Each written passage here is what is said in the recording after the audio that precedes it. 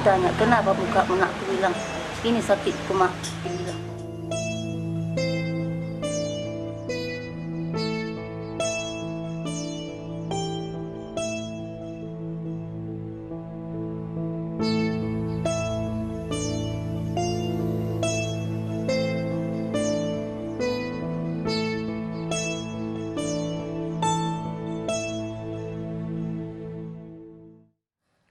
Dan pemirsa, kembali di Prime Show with Ira Kusno. Anda tadi telah saksikan kisah tentang Effendi Pasaribu. Ini ABK Longsing yang sempat turun ke darat di Busan, Korea, tapi tidak selamat, meninggal di UGD di rumah sakit di Busan. Dan saat ini saya telah terhubung dengan orang tua Effendi, yaitu Hasurungan Pasaribu. Selamat malam Pak Pasaribu dan Ibu. Iya, selamat malam Bu. Iya. Pertama-tama ini duka cita untuk meninggalnya Effendi untuk Bapak dan Ibu ya. Iya Bu, Ya. Bu. Ini pada saat Effendi meninggal, yang memberitahu keluarga Bapak pertama itu siapa Pak?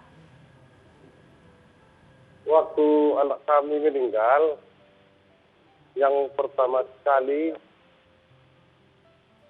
memberitahu itu ada orang tua yang membawa pendidikan ke perusahaan itu. Disitulah kami tahu informasinya. Ya. Jadi Bapak waktu itu dikabarkan bahwa memang Effendi sudah meninggal. Iya Bu. Ya. Padahal sebelumnya Bapak masih berkomunikasi dengan Effendi waktu di rumah sakit. Kalau di rumah sakit, Effendi-nya belum informasi. Oke. Tapi setelah orang itu mendarat, orang itu, si Effendi-nya itu kasih informasinya Bu. Oke. Terakhir Bapak komunikasi dengan putra Bapak kapan ya? 1 hari sebelum meninggal. 1 hari sebelum meninggal. Berarti saat karantina di rumah sakit sebenarnya ya Pak. Waktu itu apa yang diceritakan Effendi ke Bapak dan Ibu? Kalau ceritanya, yang terakhir sama kami, dia kena penyakit bengkak-bengkak. Dan orang itu sekarang udah di karantina katanya. Itulah informasi terakhirnya Bu. Bapak waktu itu telepon atau juga melihat video kondisi Effendi? Telepon Bu. Telepon ya. Dan Iya, waktu Bu. itu yang dikatakan apa?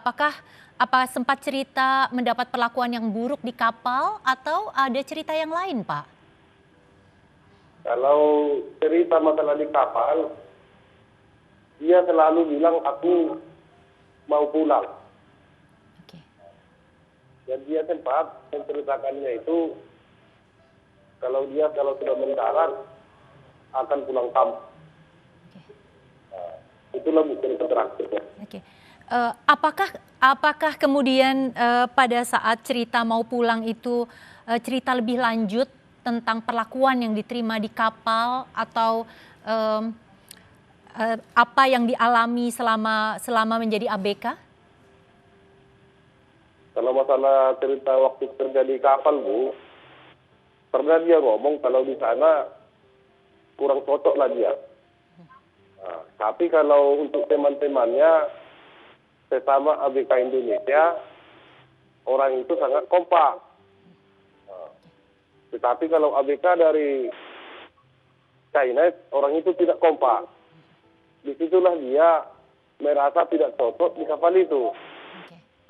Itulah ceritanya Bu. Pak Pasaribu, ini kan sudah 14 bulan bekerja ya Effendi. Apakah sudah pernah menerima kiriman gaji Effendi? Sudah pernah sampai di Bapak dan Ibu? Kalau masalah gaji yang sudah dikirim Bu, itu sudah 3 kali. Dan totalnya 2 juta, 2 juta, 2 juta. Berarti totalnya Bu 6 juta lah semua. Totalnya 6 juta ya Pak ya, sudah 3 kali. Iya, Bu. Bapak sendiri waktu awal diberitahu Effendi berapa gajinya sebulan? Diinformasikan nggak Pak? Kalau masalah gajinya Bu, tidak pernah dikonfirmasi, Bu. Ya, karena sebenarnya ini kalau kami lihat dari kontraknya, gaji Effendi itu bisa sekitar 300-an Pak, US dollar per bulan, artinya itu 4,5, hampir sekitar 4,5 juta. Tapi ke Bapak ini 3 kali, totalnya baru 6 juta ya Pak, selama 14 hari Effendi itu bekerja sebagai ABK. Iya, iya Bu. Ya, terus kemudian waktu Effendi pertama kali jadi ABK, itu sebenarnya pendidikannya apa sih Pak? Kok tiba-tiba ingin menjadi ABK? Apakah memang punya pendidikan yang cukup? Atau ini karena ditawari dengan gaji yang tinggi? Sebenarnya kalau pendidikan anak kami ini cuma tamatan dari sekolah menengah kejuruan. Itu pun kejuruannya bukan dari pelayaran. Tapi karena susahnya kehidupan di kampung kami ini, Bu, dia tergiur untuk menjadi pelayar. Dan setelah dia diterima, cuma training 3 bulan lah. Itulah dasar dia, Bu. Dan selama bekerja itu apakah Bapak sering melakukan komunikasi dengan Effendi? Jarang, Bu. Jarang ya, baik. Ya, dan dialah yang harus menelepon. Ya. Bapak dengan situasi seperti saat ini berarti bagaimana Pak? Ini kan masih ada hak-hak yang harus diberikan kepada keluarga. Ini terakhir apa yang dijanjikan kepada pihak Bapak dan Ibu? Kalau dari pihak perusahaan, Bu, sampai sekarang tidak jelas. Dan sebuah orang perusahaan, kadang 1 minggu itu nelpon ada 4 orang. Tidak ada yang jelas siapa yang sebenarnya tanggung jawab di dalam perusahaan itu. Dan kami pun diiming-iminginya, Bu, sampai mayatnya nggak usah dikirim.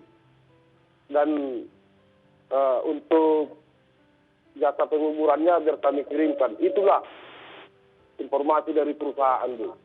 Ya. Baik, Bapak dan Ibu Pasaribu, sekali lagi duka untuk anak Anda, Effendi, dan semoga ini cepat ada penyelesaian ya Pak, karena banyak sekali ABK lain yang juga mengalami hal yang sama dengan Effendi.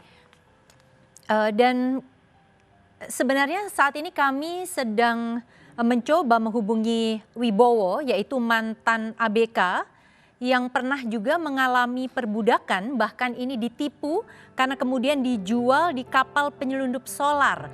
Tapi apakah ini sudah terhubung dengan Wibowo? Ada kendala teknis? Baik, saya coba terhubung kembali ini dengan keluarga Pak Pasaribu. Apakah masih terhubung? Ternyata kelihatannya juga sudah terputus. Baiklah pemirsa, tetaplah bersama Prime Show with Ira Kusno. Kami akan kembali sesaat lagi usai jeda komersial berikut ini.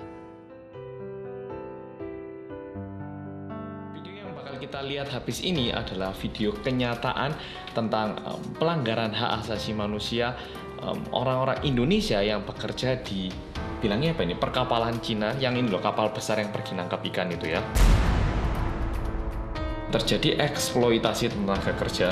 Mereka itu sebenarnya bawa air minum, air mineral, tapi yang minum air mineral itu cuma nelayan Cinanya, sedangkan untuk nelayan orang Indonesianya itu disuruh minum air laut yang difiltrasi. 30 jam berdiri kerja dan diselingi waktu 6 jam alias waktu makan, dan itu yang dihitung sebagai waktu istirahat katanya.